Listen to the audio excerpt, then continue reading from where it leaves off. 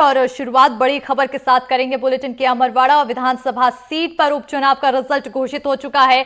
अमरवाड़ा में बीजेपी प्रत्याशी कमलेश शाह ने जीत दर्ज की है। कमलेश शाह ने कांग्रेस प्रत्याशी को 3252 वोटों से हराया। कांग्रेस ने उपचुनाव के नतीजों में गड़बड़ी का आरोप लगाया है। कांग्रेस ने दोबारा मतगणना की मांग भी की है। तो बड़ी जानकारी से आप सभी को रूबरू करा रहे हैं, जहां आपको बताते चले कि बीजेपी का कमल खिला है। यहां पर अमरवाड़ा विधानसभा सीट पर उपचुनाव का रिजल्ट सामने आ चुका है, जिसमें बीजेपी प्रत्याशी कमलेश शाह ने जीत दर्ज की है। कमलेश शाह ने कांग्रेस प्रत्याशी को 3252 वोटों से हराया है। 20 राउंड की काउंटिंग हुई, जिसके बाद ये रिजल्ट सामने आया। आपको बताते चले कि हालांकि काउंटिंग के दौरान उतार चढ़ाव देखने को जरूर मिल रहे थे, कांटे की टक्कर देखने को मिल रही थी, जहां पर 12वें से 13वें राउंड के बीच कांग्रेस प्रत्याशी लीड पर थे और उसके बाद फिर बीजेपी प्रत्याशी ने यहां पर बड़ी जीत दर्ज की है।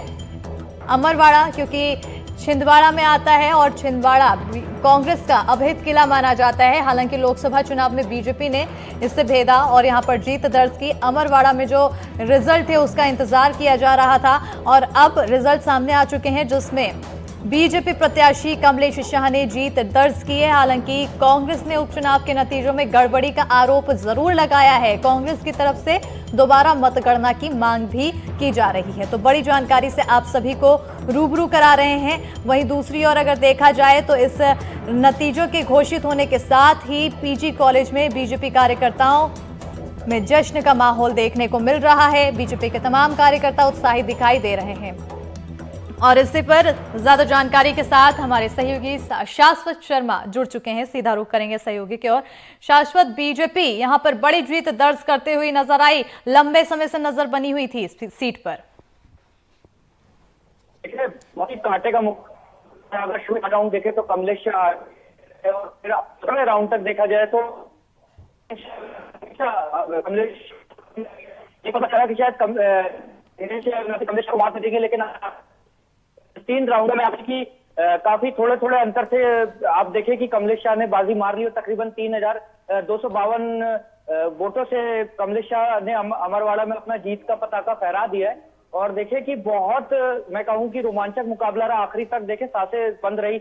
आप देखें दोनों पार्टी के कार्यकर्ता आखिरी तक लगे रहे। हालांकि कांग्रेस के जिलाध्यक्ष विश्वनाथ ओक्टे ने उन्होंने कहा है कि गड़बड़ी की गई और काउंटिंग में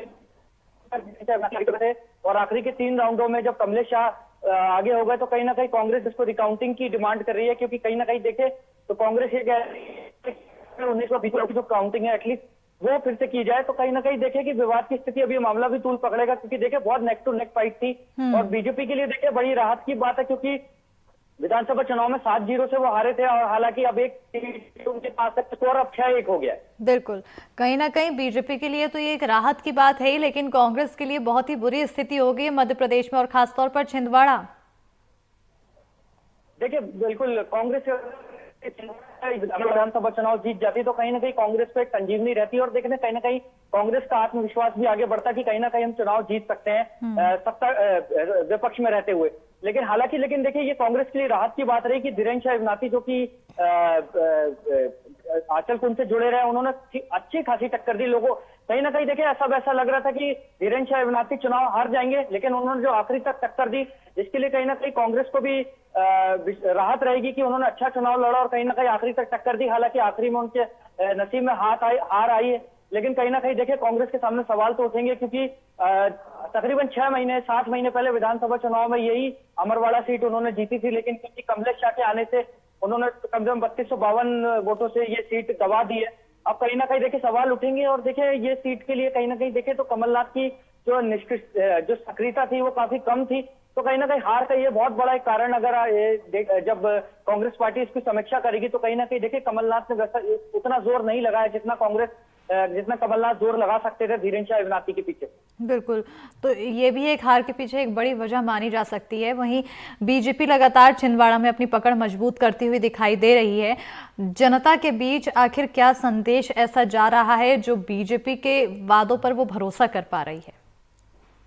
देखिए सबसे बड़ा फैक्टर अस्मिता अमरवाड़ा चुनाव को देखिए मुख्यमंत्री का आक्रामक प्रचार। मुख्यमंत्री कम से कम 10 दिन में 4 बार आए, अमरवाड़ा रुके भी, सिंगोड़ी, बटका खापा, कभी हर ब्लॉक मुख्यमंत्री ने अपनी रैलियों और रोड शो से कवर किया। देखिए नामांकन रैली में भी वो आए थे। तो कहीं ना कहीं देखिए फिर एक जो बीजेपी ने जो मास्टर कार्ड खेला कि जो रामनिवास रावत के दिन कमलेश शाह का जो नाम था मंत्री पद में, हालांकि आखिरी समय में आचार संहिता के कारण उनका नाम हटा दिया गया, लेकिन कहीं ना कहीं बीजेपी संदेश देने में कामयाब रही। और आप देखिए वोटिंग के दिन भी काफी लोग ये लोगों के बीच ये मैसेज चला गया था कि कमलेश शाह अगर जीतते हैं तो वो कैबिनेट मंत्री बनेंगे या राज्य मंत्री बनते हैं, इससे अमरवाड़ा का काफी विकास हो सकता है। तो बीजेपी कहीं ना कहीं ये मैसेज देने में कामयाब रही और कहीं ना कहीं ये बहुत बड़ा फैक्टर बीजेपी के लिए रहा चुनाव जीतने के। ये 2 बड़े फैक्टर, एक मुख्यमंत्री का आक्रामक प्रचार और दूसरा मुख्यमंत्री का ये संदेश देना कि कमलेश शाह मंत्री बनेंगे।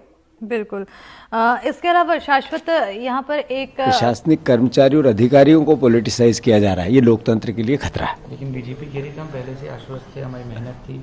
कोई बात नहीं, वो उनका काम है, कह सकते हैं, पर असल बात तो ये भी है। और फिर अल्टीमेटली चूंकि अभी रिजल्ट आया है तो हम समझेंगे क्या हुआ।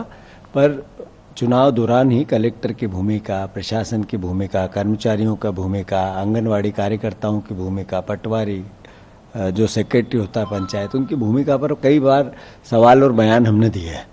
तो मोटे तौर पे जो पॉलिटिसाइज प्रशासन को किया जाना, ये लोकतंत्र के और प्रदेश के दोनों के हित में नहीं।